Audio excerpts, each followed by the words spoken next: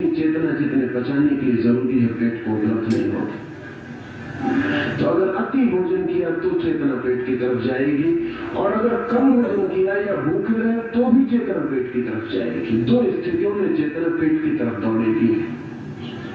जरूरत से कम भोजन किया तो भी भूख की खबर पेट देता रहेगा कि और जरूरत है, और अगर ज्यादा ले लिया तो पेट कहेगा ज्यादा ले लिया, इतने की जरूरत न थी, और पेट पीड़ा का स्थल बन जाएगा।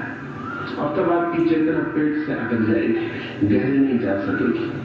कृष्ण कहते हैं भोजन ऐसा कि न कम न ज्यादा। तो एक ऐसा बिंदु है भोजन का जहां न कम है न ज्यादा है। जिस दिन आप उस अनुपात में भोजन करना सीख जाएंगे, उस दिन पेट को चेतना मांगने की कोई जरूरत नहीं पड़ती। उस दिन चेतना कहीं भी यात्रा कर सकती। अगर आप कम सोए तो शरीर का रोना रोना अणु अणु पुकार करता रहेगा कि विश्राम नहीं मिला, थकान हो गई।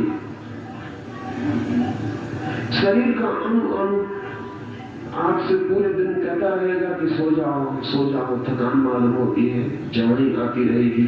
चेतना आपकी शरीर के विश्राम के लिए आतुर रहेगी।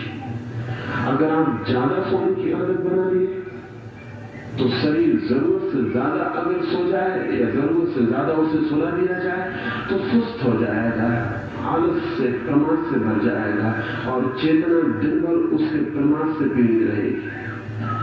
नींद का भी एक अनुपात है, गणित है, और उतनी ही नींद जहां न तो शरीर कहे कि कम सोए न शरीर कहे ज्यादा सोए, ध्यान के लिए सहयोगी है।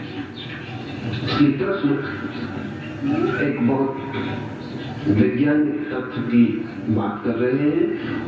अनुपात व्यक्तित्व चाहिए, अनुपातहीन नहीं। अनुपातहीन व्यक्तित्व अराजक किराटिक हो जाएगा। उसके भीतर की जो लयबद्धता है वो विश्रृंखल हो जाएगी, टूट जाएगी, और टूटी हुई विश्रृंखल स्थिति में ध्यान में प्रवेश आसान नहीं होगा। आपने अपने ही हाथ से उपद्रव पैदा कर लिए हैं, और उन उपद्रवों के कारण आप भीतर न जा सकेंगे। और हम सब ऐसे उपद्रव पैदा करते अनेक कारणों से, वो कारण ख्याल में ले लेना चाहिए। पहला तो इसलिए उपद्रव पैदा हो जाता है कि हम इस सत्य को अब तक भी ठीक से नहीं समझ पाए हैं कि अनुपात प्रत्येक व्यक्ति के लिए भिन्न होता है। इसलिए हो सकता है कि पिता की नींद खुल जाती है 4 बजे तो घर के सारे बच्चों को उठा दे कि ब्रह्म मुहूर्त होगा, उठो। नहीं उठते हो तो आलसी हो। लेकिन पिता को पता होना चाहिए उम्र बढ़ते बढ़ते नींद की जरूरत शरीर के लिए रोज कम होती चली जाती है।